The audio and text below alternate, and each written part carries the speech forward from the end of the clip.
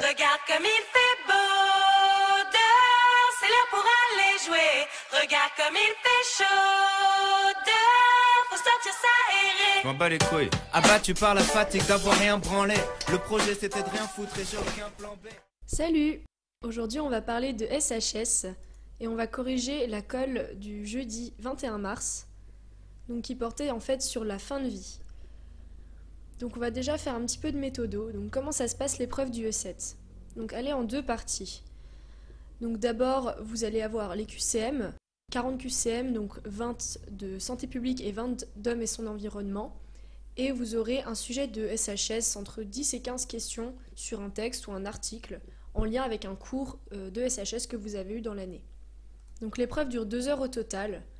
Et du coup, on vous conseille de prendre le temps qu'il faut pour les QCM parce que vous avez énormément de temps pour cette épreuve et que, en fait, les QCM, on conseille de les faire en premier, mais il ne faut pas les négliger parce que c'est quand même 2/3 de la note. Donc prenez le temps de les faire, lisez bien les items, etc. Et avec le temps qu'il vous reste, vous aurez largement le temps de faire votre sujet de SHS. Vous avez énormément de temps, donc profitez-en. C'est rare en PACES d'avoir le temps de finir une épreuve et de bien la faire. Donc comment on s'en sort ? Donc apprendre des cours en SHS par cœur, brut, comme ça, c'est assez effrayant. Du coup, on vous conseille par exemple de faire des fiches en sélectionnant les informations, par exemple les plus importantes, les définitions, et de faire un petit peu un cours à votre façon. Mais surtout, ne vous y mettez pas trop tard. Comme ça, vous pourrez travailler régulièrement et faire de la répétition des cours, parce que c'est ça qui est important. Donc être régulier dans les révisions, pourquoi pas faire un thème tous les 2 jours, un thème par jour quand vous voulez vraiment être assidu et être efficace. Attention aux nouveaux vidéocours qui sont tombés cette année en éthique, en philo. C'est assez important de ne pas les négliger parce qu'on ne sait pas du tout si ça peut tomber ou pas, mais en tout cas ne faites aucune impasse. Donc on vous conseille plusieurs méthodes, notamment de vous focaliser sur les définitions qui vous semblent importantes. Les diapos du prof, on vous assure que c'est le format le plus authentique et le plus représentatif de ce qui peut tomber. Si un prof met une définition en rouge ou l'encadre ou la surligne, c'est que ça va tomber si son sujet tombe. C'est quasiment certain. Donc ne faites aucune impasse, même si des sujets qui sont tombés les années précédentes, tout peut tomber, malgré les rumeurs, tout peut vraiment tomber. Donc tout ça c'est de la répétition, toujours. Revoir le cours encore, sans le réciter, comme une poésie en fait. On vous conseille aussi de travailler en binôme ou en groupe, pourquoi pas, s'interroger entre amis de manière assez régulière, toutes les semaines, deux fois par semaine ou toutes les 2 semaines. Essayez de trouver un système qui vous permet d'apprendre de manière efficace, mais sans que ça vous barbe trop. Demandez à votre famille de vous faire réciter les définitions. Et surtout, entraînez-vous avec des entraînements de qualité. Les annales, il n'y a rien de plus authentique que les annales. On fait une colle, on fait un concours blanc, on fait également 1 ou 2 DM par an au tutorat. Et vous avez accès à toutes ces annales du tuto sur le site tuto web. Donc n'hésitez pas, surtout. Ne pas paniquer avec les premières notes de la colle ou du DM. On est assez sévère sur la note dans la notation du tutorat, mais les profs au concours ne le seront pas autant.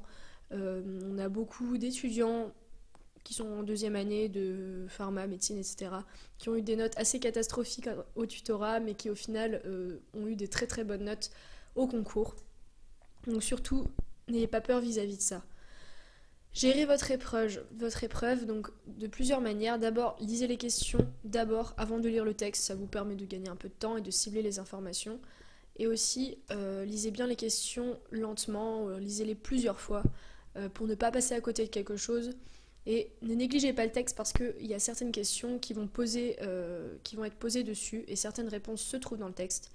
Si vous avez plusieurs définitions dans le cours pour une même notion, notamment le cours sur la fin de vie où vous avez 2 cours, un cours éthique et un cours médical, où vous allez avoir des définitions différentes pour une même notion.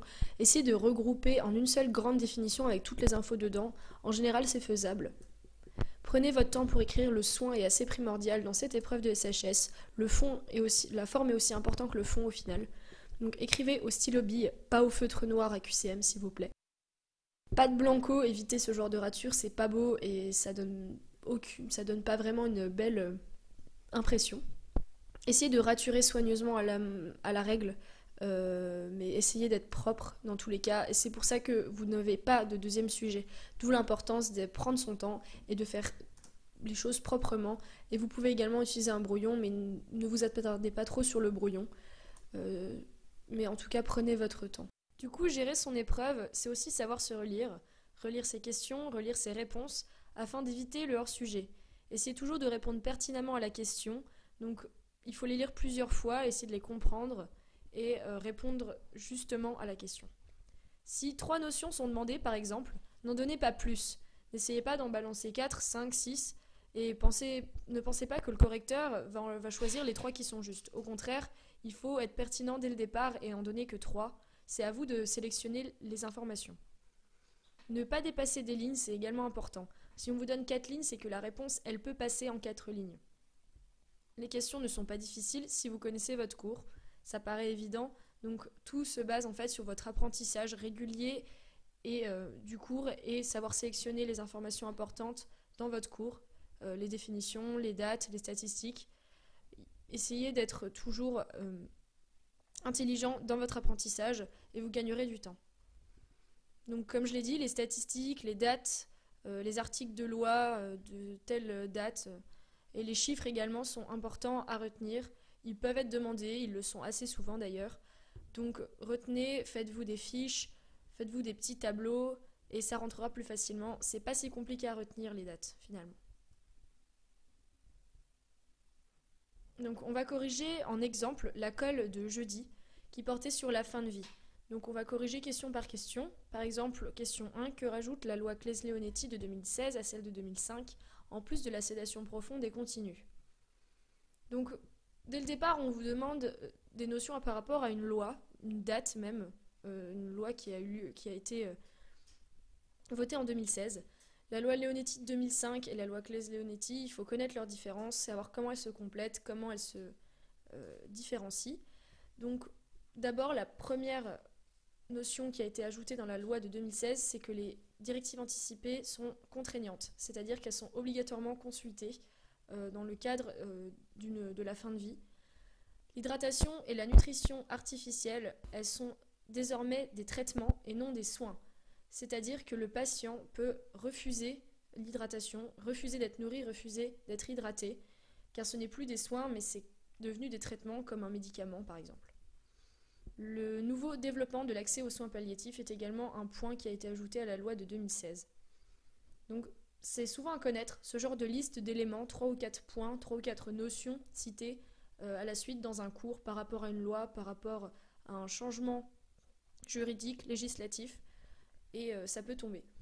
Pareil pour la question 2, quels sont les risques de la sédation profonde? Et là vous avez plusieurs points à mettre en avant, notamment le sentiment de dépossession, la perte du libre choix et l'augmentation de l'isolement du patient. Du coup, on passe à la question 3. Donc, en quoi consistent les directives anticipées? Là, c'est donc une définition brute à ressortir du cours. Donc, on vous la donne. Les directives anticipées permettent à toute personne majeure d'indiquer par écrit ses souhaits relatifs à sa fin de vie concernant les conditions de limitation ou de l'arrêt des traitements pour le cas où la personne serait un jour hors d'état d'exprimer sa volonté. Donc là, il y a de nombreux points de la définition qui sont essentiels à connaître, d'où l'importance de la connaître et de la ressortir en entier. Donc les questions 4 et 5, on les a passées puisqu'elles ressemblent un petit peu à la précédente. On passe à la question 6. Que dit l'article 37 du Code de déontologie médicale?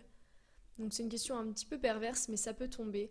Il faut essayer toujours d'associer une définition du cours, une notion médicale, avec un article ou une loi ou un traité. Donc associer une notion juridique à une notion de santé. L'article 37 du Code de déontologie médicale précise que le médecin doit s'efforcer de soulager les souffrances du malade par des moyens appropriés et s'abstenir de toute obstination déraisonnable, ou aussi appelée acharnement thérapeutique. Donc c'est vraiment important de toujours associer la notion médicale à la notion juridique. Ensuite, questions 7 et 8, c'est également des définitions à ressortir qui sont primordiales, surtout dans le cours sur la fin de vie.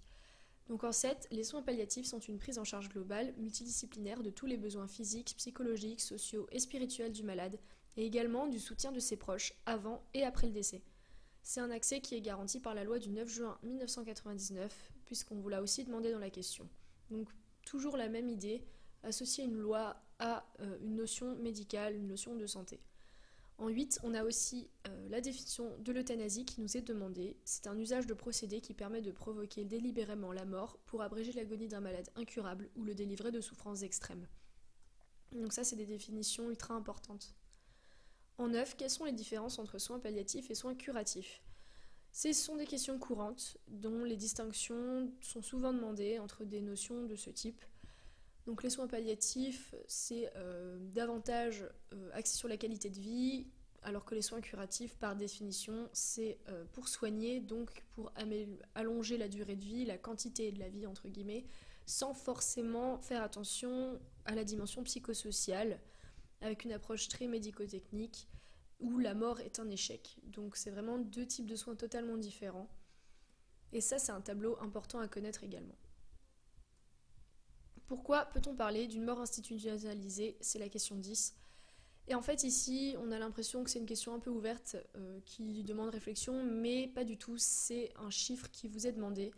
70% des morts ont lieu en institution. En fait, c'est la réponse qui est attendue ici.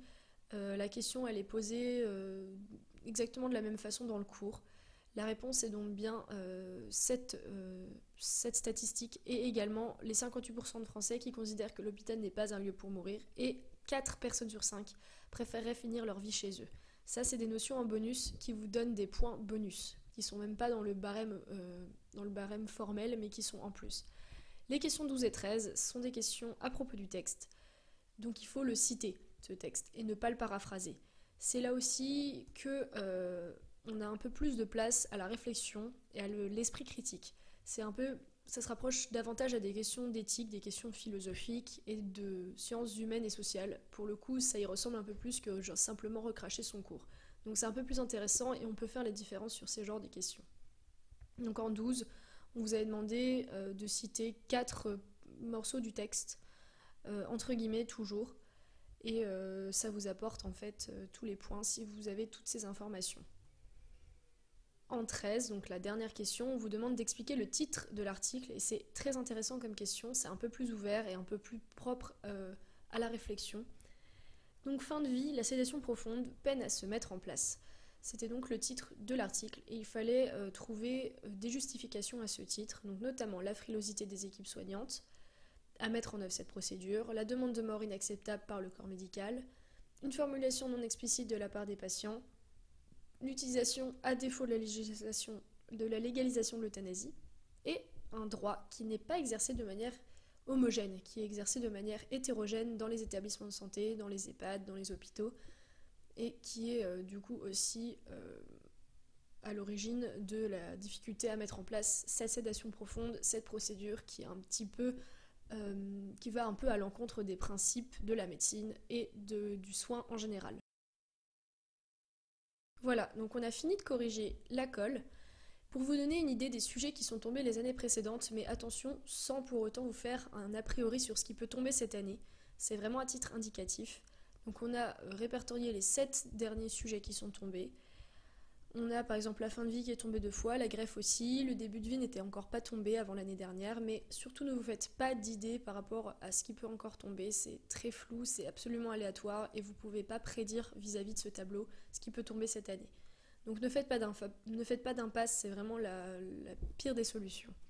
Voilà, on espère que cette vidéo de Méthodo vous aura plu et qu'elle vous apportera un petit peu de réconfort et surtout ne paniquez pas avec la SHS, c'est pas si compliqué, il faut juste s'y mettre et apprendre correctement, le faire sérieusement et ça devrait bien se passer. Voilà, merci de votre attention, retrouvez nos réseaux sociaux, notre site et passez un bon week-end.